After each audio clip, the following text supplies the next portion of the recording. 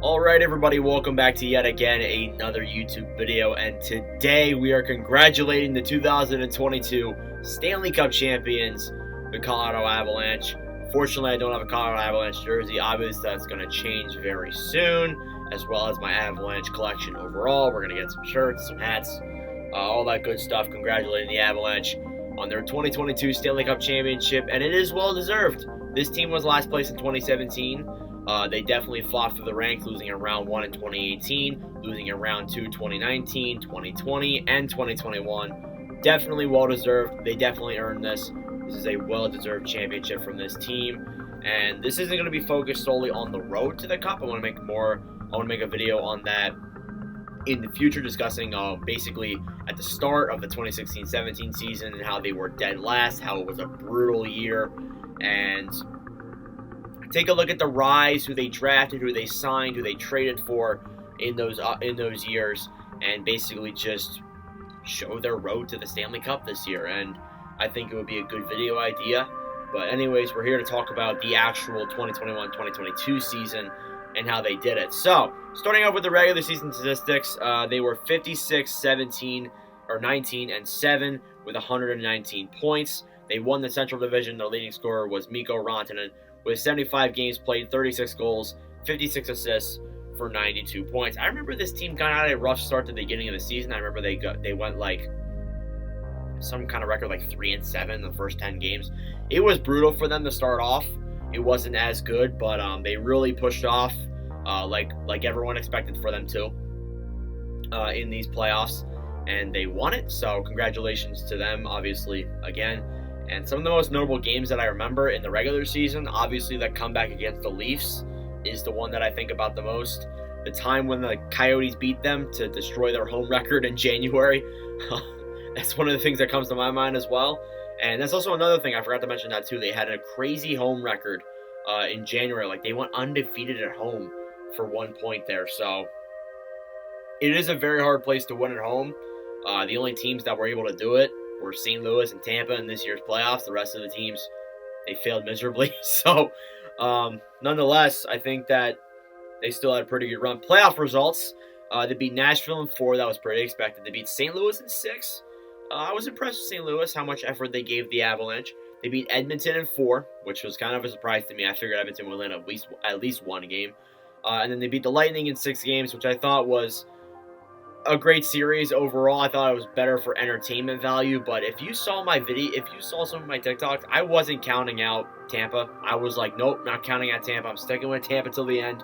And I wanted the Avalanche to win. I did want the Avalanche to win. I'm not saying I didn't, but watching this Tampa team go on this run the past two years to win back-to-back cups, I thought in the back of my head, I'm like, this team could still shock you, because there were times where I thought, yeah, they're done. Like Game 7 against the Islanders, I thought they were done. They won. Against the Rangers, I thought they honestly were going to lose the series. They won. So I really wasn't counting them out. But obviously this year, the Avalanche took the win. So the team that won it, the overall team that won it. So we're going to go down each position here, talk about all of them. So starting off on the left wing side, Burakovsky, Comfort, Landeskog, Lehkonen. They're in no order. No, Landeskog is not on the third line. Basically, that left wing core did a lot. Landeskog, obviously the captain. Burakovsky contributed a lot. He wasn't the biggest contributor, but he did well. Lehkonen, probably the most clutch player that they got on this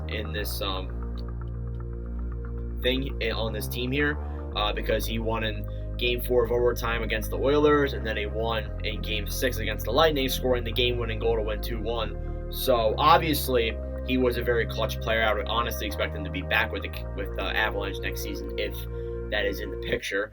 Then obviously, Comfort I thought was a very solid middle six type player. I didn't think he did a lot in these playoffs, but he was still pretty solid. Looking down the center side, you have Cogliano, Helm, Kadri, McKinnon, Newhook, and Sturm. So Cogliano I thought was a very great defensive forward. Same with Darren Helm. I thought they both played very well. Cogliano took a shot in Game 6 that obviously was a very big one. The Colorado Avalanche blocked a lot of shots last night in Game 6, 100%. They did very well. Same with Darren Helm. I thought he played a very good defensive and physical type game. I was very impressed with him as well. Kadri, I'm impressed with his effort and the way he came back in that series when he really wasn't expected to. I honestly thought it was done. I thought that when they said that he was probably going to be out likely longer, I was like, yeah, he's done. He's not coming back. But nope, he proved me wrong, and I was impressed with what he did in these playoffs. He's McKinnon. What else can we say? He's more of a leader than Landeskog, and no disrespect to Landeskog, but McKinnon is such a great team player. It's unreal. Newhook, I thought, was a very good young rookie. Didn't do a ton, but he still did. He still contributed. And then Nico Sturm, I thought, was a good fill-in at times. He was obviously filling for Andre Burakovsky, but he's listed as a center, but I think he played wing for the most part. On the right wing side, you have Abe Kubel, Nichushkin, O'Connor, and Rantanen. Abe Kubel, I've been a fan of him with the Flyers, so I'm glad to see him win a cup.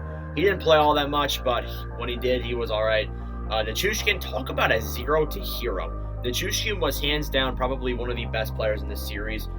When you needed a goal, you went to Nichushkin, 100%. He was an amazing player, and he really rose up in the ranks. Not even just in this season, but since he played in Dallas as well. Then obviously O'Connor, I thought, was a very solid fourth line grit player. When he was out there, I thought I really relied on him. He actually got some chances too, some good chances. And then Mikko Rantanen as well, second in scoring. He was also a very big key in this piece too. Look at the defense. You look at Bowen Byram there, Samuel Girard, Jack Johnson, Curtis McDermott, Ryan Murray, and Devon Tays for the lefty side. Byram, as a younger player, he really played well. I thought he was good on that top four pairing, and I thought he contributed well. For Girard, he was out for a little bit. Obviously, he got injured in the series against St. Louis, but I thought that even when they lost him, they still were a very good defensive team. But Girard played good in these playoffs and during the regular season as well. Jack Johnson, did not expect to see him in the finals. I thought they picked McDermott over him, but he played very well. And then McDermott and Murray, I didn't see him all that much in these playoffs, but they were good physical-type forwards. And then Devon Tays as well, the back, basically Cale Makar's brother. That isn't his brother. I thought it was very good. On the right D side, you have Eric Johnson, Cale Makar, and Josh Manson. The right D side's a little bit smaller than the other sides. Eric Johnson fought through a lot of injuries. I'm very impressed with what he's done. We'll get into him in a little bit. Cale Makar, playoff MVP, Conn Smythe. So obviously he was very good, and he led the team in scoring. And then Josh Manson, I thought, was a very good deadline acquisition. I thought that trade was very smart for the Avalanche. I think he's probably going to walk, though. I've seen rumors of him probably leaving in free agency, so unfortunately this team won't be the same team. And then for the goaltending, obviously, you have Kemper and Francouz. Kemper missed some time, and I was honestly worried because when I saw the eye injury thing, I was like, ooh, that's tough because you kind of can't play hockey. You kind of can't do anything without having good eyes. So and then obviously Francouz there as well. I thought Francouz since 2020, I thought he was a very good starter caliber goaltender. I think honestly he probably could get a starting job somewhere else, but I think he honestly stays with Colorado. As for their leading goal scorers, I have 1, 2, 3, 4, 5, 6. I have their top 6 leading scorers here. Starting off with Cale Makar, 26 games played, 8 goals, 21 assists for 29 points. Mikko Rantanen, 20 games played, 5 goals, 20 assists for 25 points. Nathan McKinnon, 20 games played, 13 goals, 11 assists, 24 points. Gabe Landeskog, 20 games played, 11 goals, 11 assists, 22 points. Valery Nichushkin, 20 games played, 9 goals, 6 assists for 15 points. And then Kadri, 16 games played, 7 goals, 8 assists for 15 points. So overall, those guys were very clutch to this team. Some of the guys that I left out were Lehkonen. Lehkonen was very clutch as well. Nichushkin, obviously, I said he really became a really good player this year. Rantanen as well was very clutch. Makar scored a couple clutch goals. OT winner against Nashville in Game 2. And then McKinnon had that amazing goal against St. Louis in Game 5. They lost that, but it's okay, though. And then you look at the goaltending.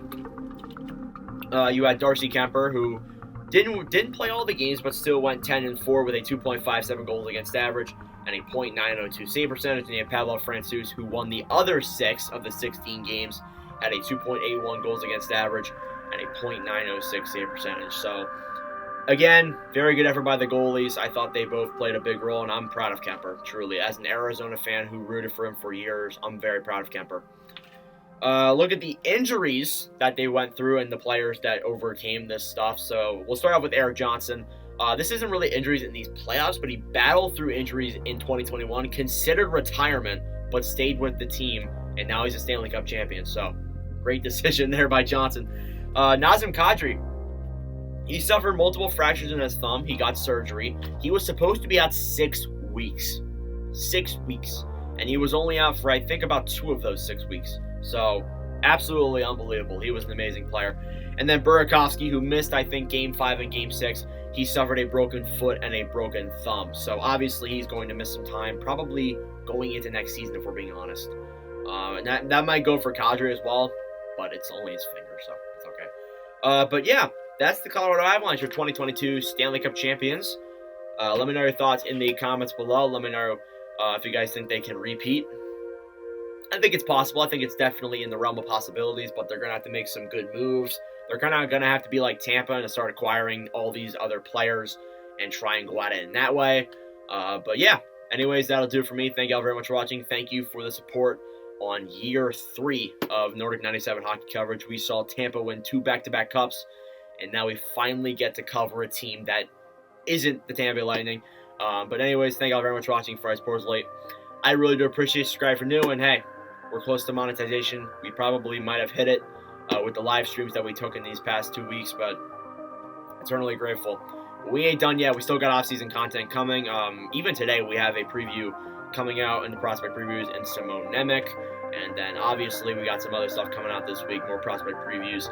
Some other draft-related stuff. We'll start getting into the draft-type stuff. And then, obviously, like I said, I'll make that road to the Avalanche Cup Finals and all that good stuff.